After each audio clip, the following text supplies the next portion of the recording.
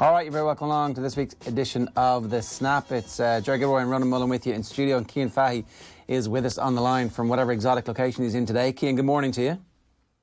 I'm at home after watching Lamar Jackson all night. No place I'd rather be. Yeah, very good. We should talk about Lamar Jackson. Lamar Jackson didn't make our pick six. I want to just distance myself from this immediately.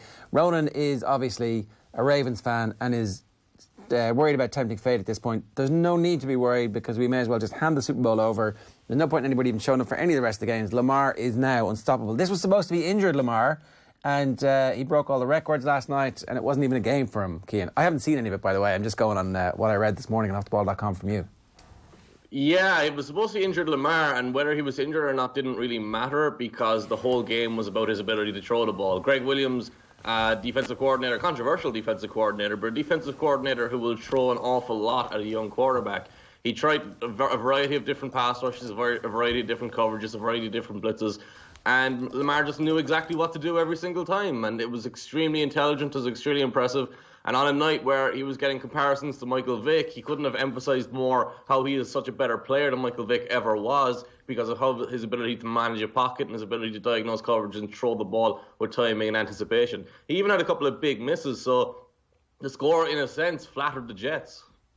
So, again, I haven't seen it. Have you had a chance to look back at the highlights? Yeah, I was sufficiently grimmed out by the election results, Ger, that I switched off Sky News at about 1 o'clock and watched the start of this. And thankfully, Lamar did the business pretty early, so I was able to get to bed at a reasonable hour. The Jets scored 2 touchdowns in the fourth quarter. Yeah, garbage time stuff. It finishes blocked punt and a nice pass at the end, but the Ravens had sort of stepped off the gas a little bit by that stage. Yeah, so the Ravens are on a roll at the moment and they are completely unstoppable despite the fact they've had a bunch of injuries. Their centre went down.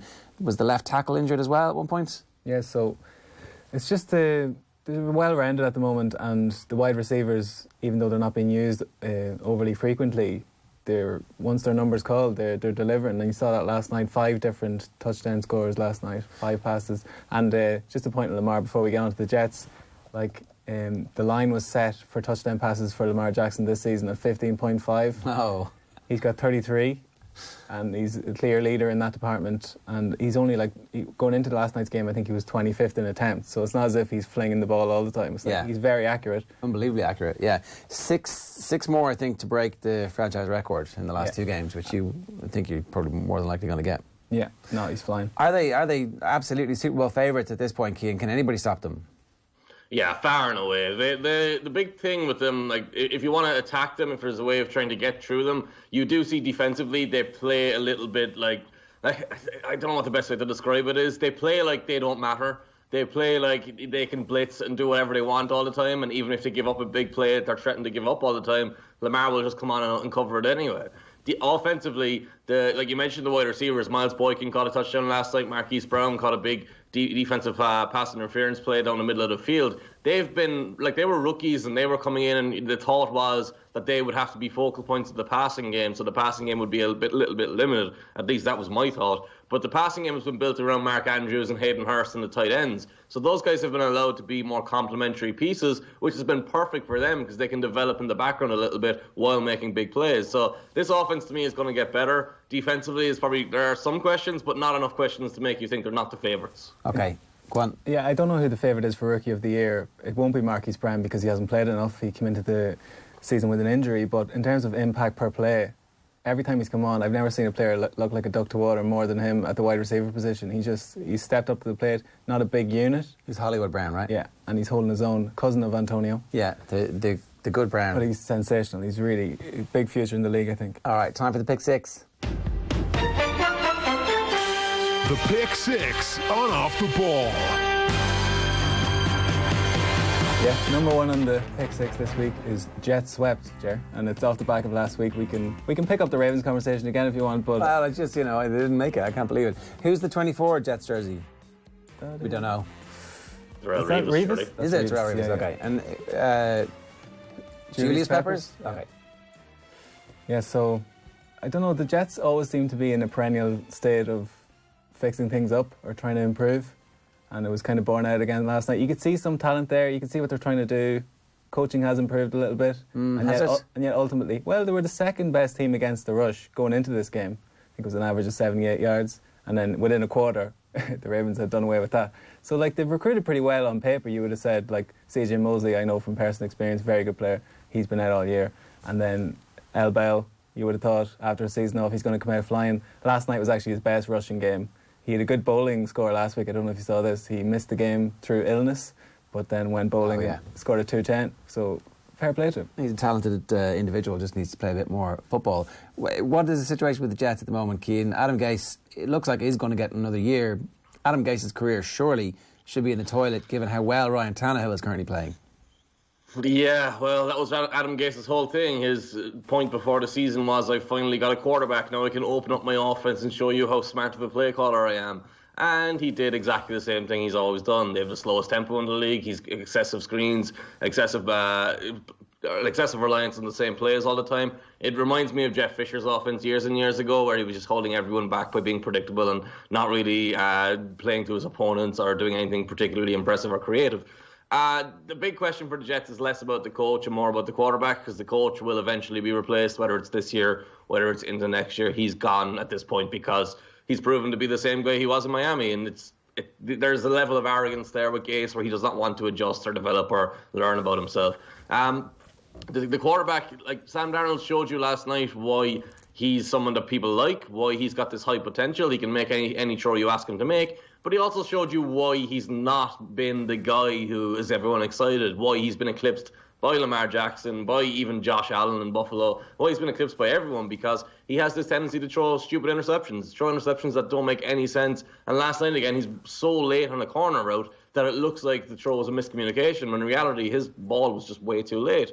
The way I put it last night was Sam Darnold has thrown more interceptions than Lamar Jackson's career could have survived. If Lamar had come out throwing the way Sam Darnold has thrown, he would have been thrown out of the league very quickly because of all the skepticism with him. There's been a kind of assumption that Sam Darnold will be great, and to be honest, we're not seeing it, and I don't think it's going to be there because it hasn't been anywhere close consistent, but he is still quite young, so maybe you can hang your hat on that. I don't know. And look, I'm trying here. But I think a third coach in 3 seasons or a third coach in 4 seasons isn't actually going to help him develop either. No. You stick him with McVay, stick him with Shanahan, stick him with anybody who actually knows what they're doing with a quarterback, and perhaps he actually ends up being really great. What's next? No, just one word on that. Like, the draft class from last 2018, the QB draft class is going to be one of the most interesting ones, I think, since maybe 04 when it was Rivers and Manning, because this debate will rage on that Lamar was taken last out of those 5, and he's clearly the best. Yeah, I think it's over, right? That debate is over. No, it's but like who's second best is... Seeing how it works out, because I think everyone thought Sam Darnold was number 1 in that draft, and Baker got taken number 1,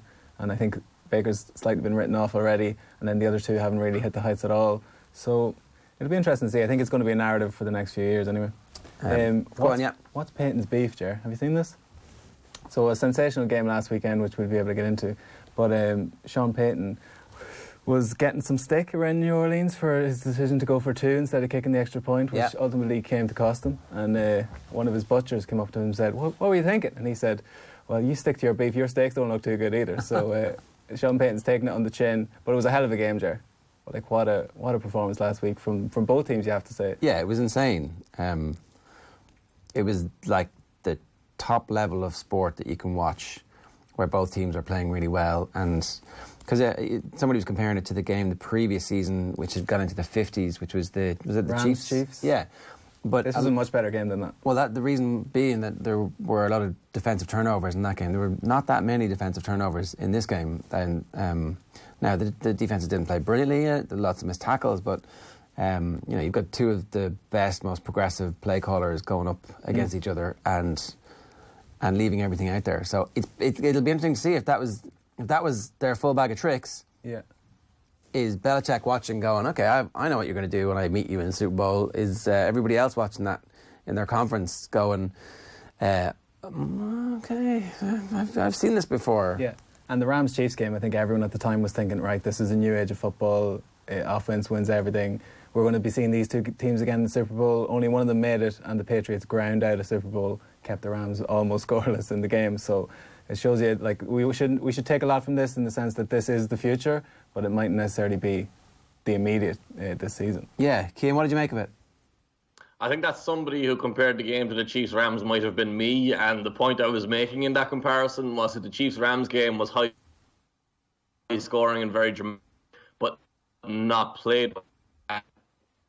And the Saints 49ers game this week was at an extremely high level, and to me it was a battle of Drew Brees playing phenomenally well. Like you saw on the first drive, even the 49ers defense got them into difficult situations, got them into third and longs, and Drew Brees was able to actually convert them with difficult plays. Jared Cook was huge before he went out injured, caught those 2 touchdowns. But then Shaun Payton did, and I hate to come on here repeating myself again, but he went to that Taysom Hill offense. He took the ball out of his best player's hand, and it didn't work for 2 quarters, and they scored 6 points, I believe, from the midway through the second half until the fourth quarter, and that was kind of the deciding of the game. Kyle Shanahan did what he always does. He called a phenomenal game. He set up his offense to play to be effective and to play really well. I thought Jimmy Garoppolo played very well, and then you added in those 2 trick plays, the Emmanuel Sanders touchdown throw, the Kyle Juszczyk speed option play. You knew that Kyle Shanahan entered this game saying, right, this is a really huge game for us. We need to win, not just because we need to get this number 1 seed, but because we don't want to lose 2 on the trot with this young team that had its name in the highlights, that was being in the spotlight. We don't want them to go on this, do we believe ourselves anymore, because we lost to the Ravens and we lost to the Saints. So I think it was a huge game for the 49ers and a really impressive game. But from the Saints' point of view, you can come out of that and say we made mistake after mistake after mistake in the coaching staff. Shaun Payton messed it up on offense, but defensively, their alignment was a major issue. Raheem Morstead's touchdown in the second quarter, I believe, where they were playing 2 safeties deep in the red zone was insane. Neither safety could get into the play at all. The final play of the game, to George Kittle, when he throws the ball quick outside, Kittle catches it and turns upfield. Their 2 safeties were 18 and 19 yards deep. Why would you have them that deep on 4th and 2? You could have ended the game right there. Come up and play press and be aggressive, and double team Kittle if you have to. No. Everyone knows where the ball is going. No, wasn't going to stop him. He was unstoppable. That is the greatest play I've ever seen. It was the greatest, weirdest, most amazing play I've ever seen. Literally nothing was going to stop him. You could have had a bulldozer. You could have had a Trump's wall, and he was busting through that. Is 15 yards enough for a face-back pass? No, and it was like half the distance to the goal yard. So actually, it wasn't even 15, it was 14 and a half. Yeah. I'd say put that ball in the 1 yard line. I mean, come on. That was like one of the greatest things I've ever seen. No, he's amazing. He's unbelievable. 20 yards with somebody hanging out of his face mask. He's unbelievable. Is that an intentional name? Blocking point of view. No. No. It isn't enough. The punishment for that should be much more severe. It's the very definition of a professional foul. And it's dangerous as well. Like in a professional foul in soccer, pulling someone's jersey, like being stopping a counter-attack, it's very different to almost ripping somebody's head off. I heard him talking about it. It's 15 yards. How much more do you want? Do you want a shot? In the top 10. In first and goal. I want a first and goal off the back of that, because it's clearly designed to just pull him down and... there's some pass interference. It ended up not being 15 yards because it was half the distance to the goal line. So there's some spot fouls where Aaron Rodgers launches a bomb and gets 70 yards off very minimal pass interference. Compared to this, which is, it's not going to change. But it was literally one of the best things I've ever seen in sport, where it gets to fourth and 2, and you're thinking, okay, so they played all right today. They're going to be able to lick their wounds a little bit, and then Kittle gets the ball and gets the first down and keeps going and keeps going and keeps going and keeps going. Like, well, this is game over. Even for the kicker, who's got the yips. Who didn't manage to... Robbie Gould. Yeah, after he got all the money, he got the yips a little bit. So, look, the only thing about the 49ers, and the last thing I want to say about it is that they've 16 players, I think, or 17 players on injured reserve at the moment. A nose tackle who has been under-heralded went out this week, and they don't really have a ready-made replacement for him because he's been absolutely sensational against the run. Their centre, Weston Richburg, had been roundly panned for his performance last year, was injured the whole season, and played through it. He's out with his patellar tendon torn. They don't have a like-for-like replacement. So we saw what happened to Kyle Shanahan's offense in the Super Bowl when his centre went out, and I'm just very concerned about the fact that this weekend Sherman's not going to play, Dee Ford's not going to play again this season until perhaps they're definitely going to make the playoffs. But so I think there's a good chance that this is a trap game for them against Atlanta. They've got the Rams, and then they've got the Seahawks. So it's not an easy end to the season. There's a good chance that they... Trap game against Atlanta. Have you watched Atlanta this year? Yes, I think it is. I think because there's an... I think you're in your head, Ger. I think you're in your head. We're getting close to the big time of the season, and you're in your head. If you're scared of the Falcons, you're in your head. Spread's 14.5. There's no way on God's earth that the 49ers are going to cover that, I think. That's my hottest of hot takes this week. 21. Right, what's next? Number 3, Peeping Tom Brady. Bit of contention around this title, I think. What other titles are available for us? Spygate 2.0 has been taken. It's been taken by everybody. So we were going with Spycraft with a K. Which That's good. I like that. Enda suggested the Patriot Act. That's excellent, yeah. Good as well. But we're going with peeping Tom Brady. Patriot Act, obviously, that was the one that let them spy on everybody. Yeah. Well, we have to feel sorry for the Patriots. This is the point where we bring out our small violin and, the put-upon Patriots who had 2 touchdowns chalked off last weekend.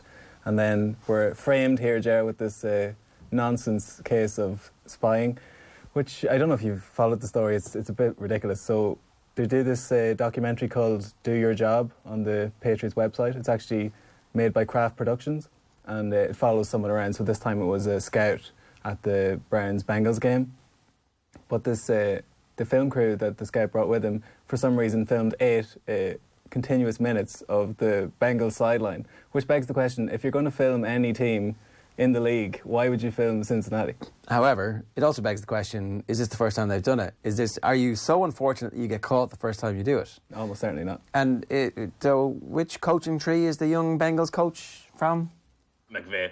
Right, so maybe he's got the same signals.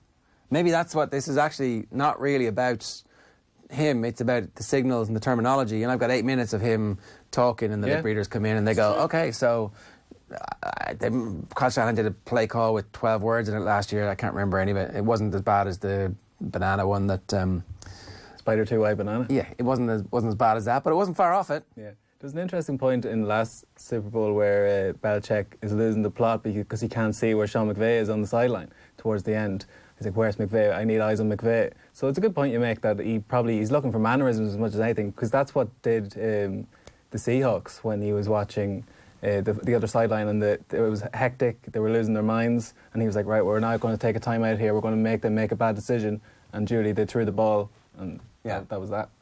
Which they'd already prepared for as well. So, Cian, this is kind of a nonsense, nothing story on the face of it. They're kids from the media department who are doing this show that no one watches, I presume, or else it is actually something where they can do whatever they want because they're the Patriots. I think Kraft Productions sounds like something that was created by Saracens. I'd like to distance myself from that headline, first of all. I don't want to be anything of that attributed to me. The thing about this, I don't think it's something that actually matters too much. I don't think this is the reason they are better than everyone else or have been better than everyone else for 20 years.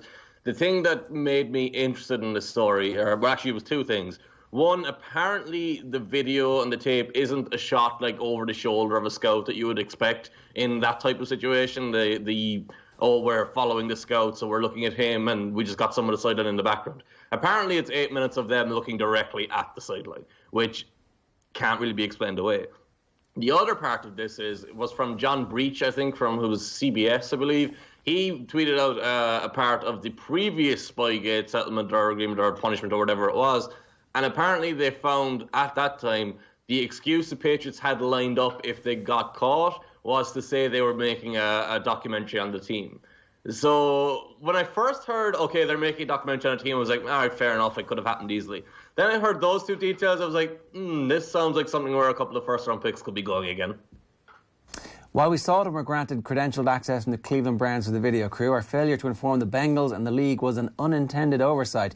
In addition to filming the scout, the production crew, without specific knowledge of league rules, inappropriately filmed the field from the press box.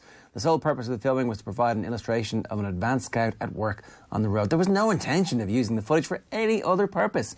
We understand and acknowledge that our video crew, which included independent contractors who shot the video, unknowingly violated a league policy by filming the field and sideline from the press box. When questioned, the crew immediately turned over all footage to the league and cooperated fully. Well, they're getting fired.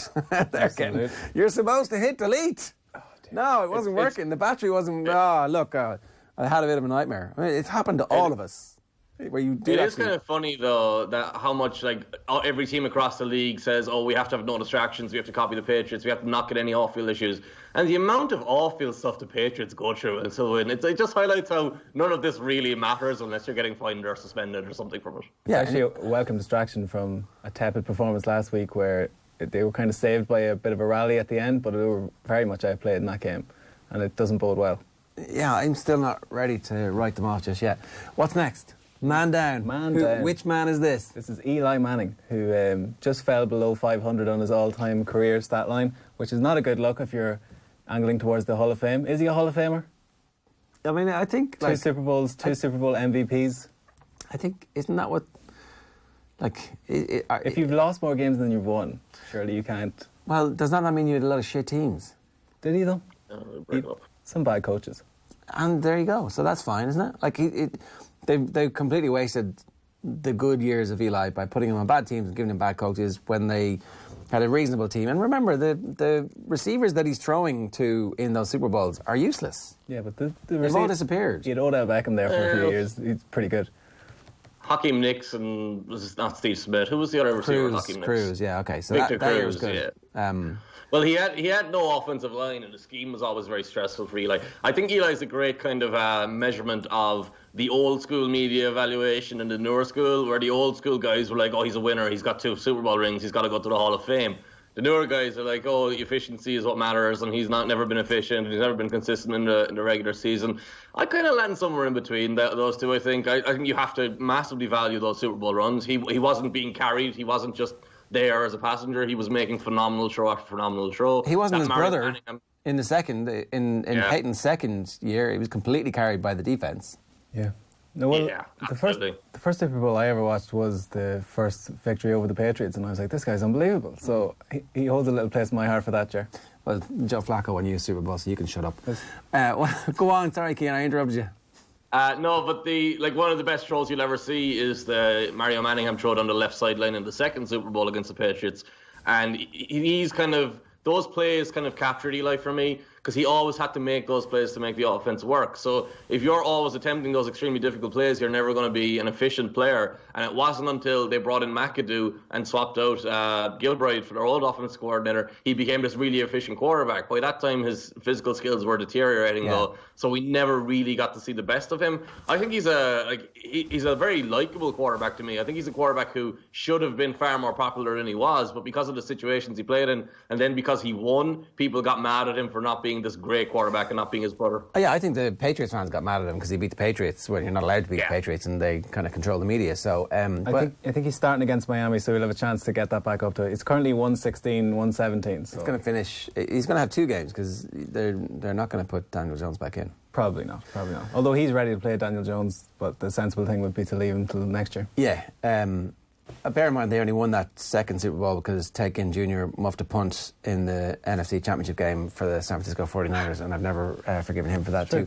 So, Entombed Raiders? Yeah, Entombed. They're done, Ger. I thought they were putting a bit of a run together. I thought they were going to get into the Super Bowl, or not Super Bowl, playoffs. Jesus, playoffs. But it looks like Tennessee are that would-be 6th seed now, and they're looking really good. We're going to get to them in number 6, but just the Raiders, similar to what we were saying about LA in our first show, moving to Las Vegas, they were thinking, let's get some box office pieces in here. John Gruden, chief among them, 100 million. If Antonio Brown was on that team, if they just let him play, I think things would have been different. No, it's true.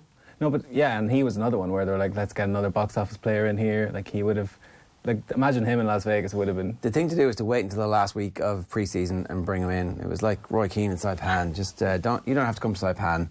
You just rest your weary body, and we'll see you in Japan for training. Yeah, but like. No hot air balloons. They were actually looking pretty decent on offense earlier in the season. It's the defense is putrid. I don't know. Like, for John Gruden, who actually drafted heavily on defense this year.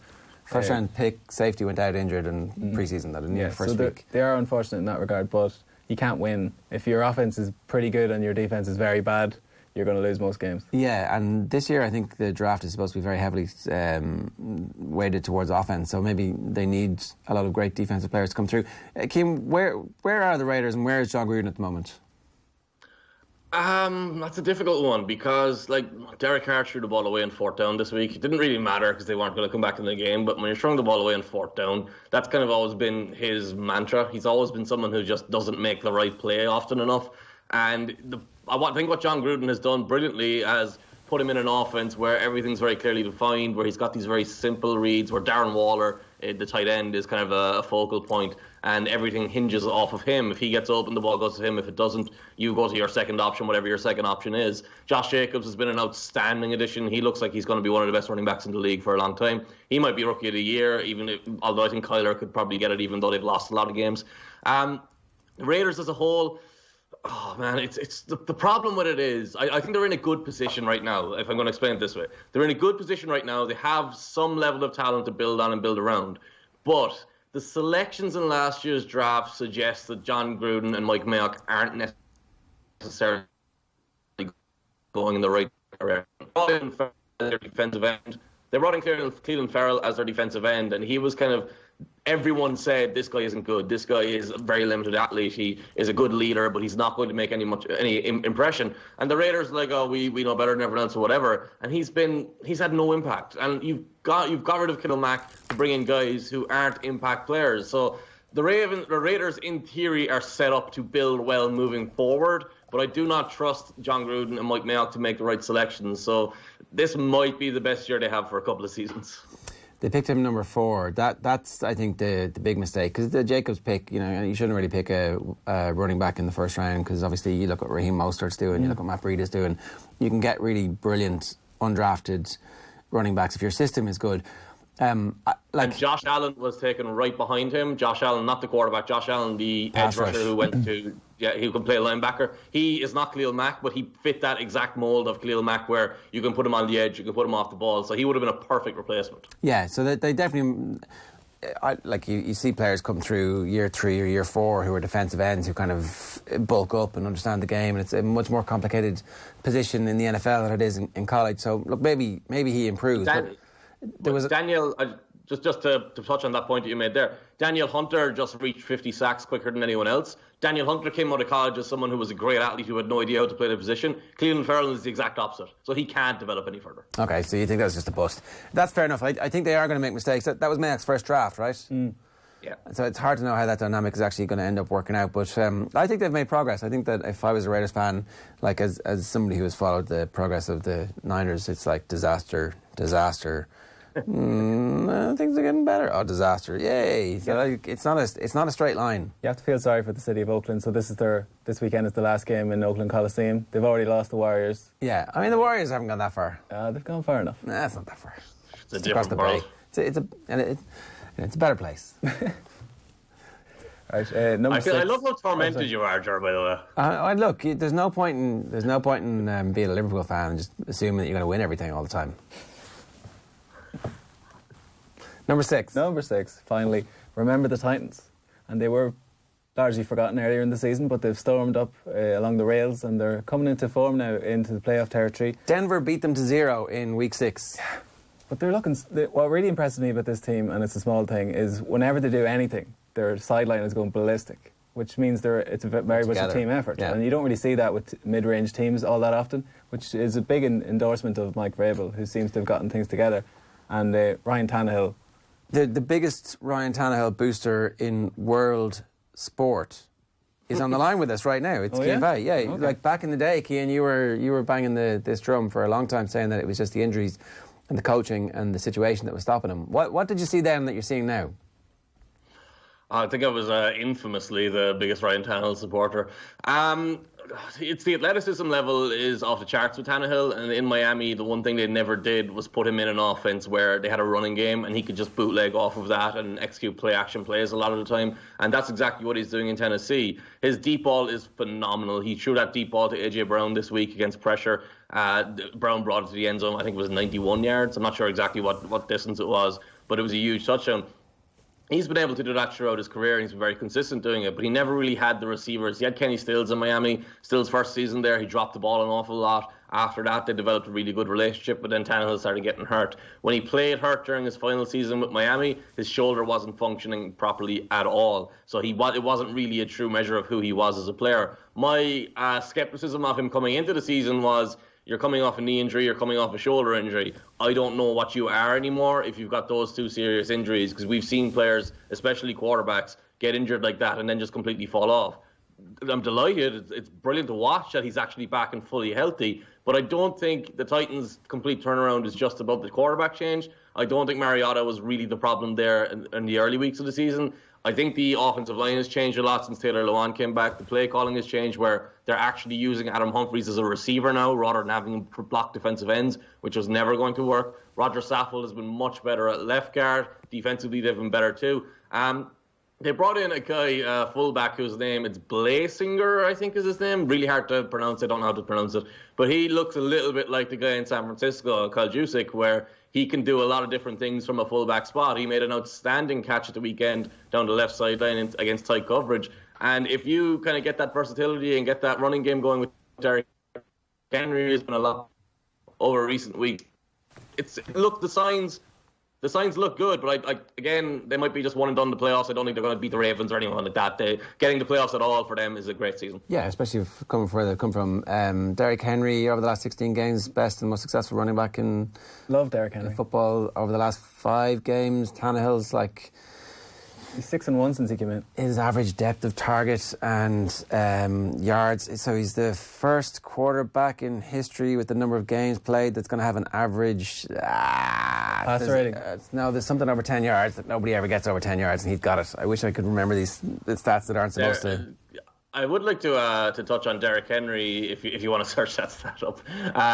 Derrick Henry to me is fascinating because you say over the last 16 games he has these specific numbers and he has been very effective. But I would compare him to Adrian Peterson, and that's not necessarily a positive comparison because what Derrick Henry does extremely well is run the ball when his quarterback lines up in front of him and he takes the handoff and he's not running from shotgun. What he doesn't do well is pass block, catch the ball, or run routes. So if you're the Titans, you've got to prove coming up how you evaluate your players. Do you look at their skill sets and their actual performance, or do you just care about production? Because if you only care about production with Derrick Henry, you're going to give him huge money and likely regret it. If you actually look at what they do on the field and how he contributes to the offense as a whole, you're going to be a little bit more reluctant to pay Henry, and that's going to have a knock-on effect on how you evaluate your whole roster. Can't find it. My advanced stats are letting me down here. But just Derrick Henry, ignoring stats for a minute, Ger. Derrick Henry, just looking at him, is a very satisfying player to watch. Ian, come on, pay the man the money. It looks great. It's like when a PE teacher joins in football. Yeah. The first years, he's just What are you talking about? Is that barreling through people. Your PE teachers looked very different to mine. That's where it bums on seats. That's exactly what owners are like. Give them, pay the man the money. No? I mean, sure, if you want to just sell tickets, if you want to build a proper football team, like look at it this way: the Patriots let LeGarrette Blount go. That'd be the same thing. LeGarrette Blount is basically Derrick Henry. How well did LeGarrette Blount do after he left? He did all right? Well, he did fine with the Eagles, but was he worth big money? No, he wasn't worth big money, in fairness. But it looks like Derrick Henry's a little bit better than LeGarrette Blount. Looks like Derrick Henry probably might be. Is, but he's not hanging out with Lev Bell. Well, if you put Le'Veon Bell in Tennessee and put Derrick Henry in the Jets, you think you'd get a lot better performance from Tennessee and a lot worse performance from the Jets. Le'Veon Bell is apparently available for trade. What's his value? Not high. You don't think so? So you get him cheap. It's not that he's a bad player. It's that they paid him a contract that teams in the league don't want to pay. Obviously, once you trade a guy, you don't have to pay the guaranteed money, so it's a little bit less of a deal. So maybe he might go somewhere. But if they trade him, it'll be giving him away for a 4th or 3rd, 5th round pick, maybe. Well, so if I'm Miami, am I picking up the phone and saying, I'll take that contract off you, but you've got to give me a pick, or I'll take that contract off you for nothing, for a 7th round, or swap a 7th round? Like, if you are Miami and you're sitting on this massive amount of wage salary cap room, this is an opportunity for them to start taking some of those players who are actually very good players still, but who are getting paid too much money. They should call every single team in the league and say, hey, do you have a contract you want to get rid of? Cool, send me a draft pick and I'll take it for you. Because that's exactly, there's no, you're about to draft your team. When you draft your team, you're paying them small salaries initially, you're paying them small bonuses initially, so you've got loads of cap space. You're not going to be signing free agents this season. This is one of the mistakes the Cleveland Browns made in their rebuild. They went out and signed free agents too early. You don't sign free agents at the very start because you're not going to be able to compete right now. You sign free agents at the end. You do what the Seattle Seahawks did. You build a foundation of your team, then you add to the positions of need that you didn't get to address through the draft, and you bring in guys like Michael Bennett, like Cliff Avril, who become your defensive line after building the foundation with Earl Thomas, Richard Sherman, and all those guys. All right, last point. For everybody's homework, they've got to go off and watch some Joe Burrow because we want to talk about that. And the Bengals, who quietly tanked without anybody noticing until the point where it was too late for everybody else. Everybody got on the roller coaster in Miami, and it's like, that was a mistake, lads. You're missing out on Joe Burrow, who looks like a generational talent. Have him watch him play once. Right, well, that's your homework for next week. I'll just tell you one thing. We'll wrap it up with a bit on Lamar as well. So he's going to win the MVP, and he's younger than Joe Burrow, who's nailed on for the Heisman. Right. So it just shows you the progression that Lamar's made already. The one thing They'll be about in the same division. The one thing about Lamar is that he's going to end up getting hits eventually. The Jukin defenders out is going to stop. They're just going to go and hit him. Yeah, that was noticeable in the 49ers game. The Bills did it as well, and it looks like people were afraid to hit him for whatever reason. And now because the quarterback, that's gone. Yeah, that's gone. He took the heaviest hit I've seen him take last night on the actual run that broke the Mike Vick record. Yeah, and then 3.5 quarters of brilliance afterwards. Do they rest him at some point for the playoffs? Does it matter? Like, they're going to, more than likely now, if they win next week, they'll have home advantage. But they want to. So next week they won't rest him. Is that what the received wisdom at the moment? I honestly have no idea what the Ravens are going to do, because they're thinking, last night they went for it in 4th and 1 on their own 29, winning by 21 points. This isn't a predictable franchise right now. Yeah, all right. That is their ball game at the moment. Right, another week of the Snap is in the books. If you have any comments for us, you can tweet us at Off the Ball. If you have any better ideas for what we should call our segments, then feel free to get in touch with us. You can use the hashtag the Snap, or is the hashtag OTB the Snap, or the Snap OTB? The Snap. And it tells me the Snap. Simple. Shut up, he's saying. OTB. Yeah. That'll do. Cian, thanks very much. Ronan, thanks very much. We'll see you next week, folks.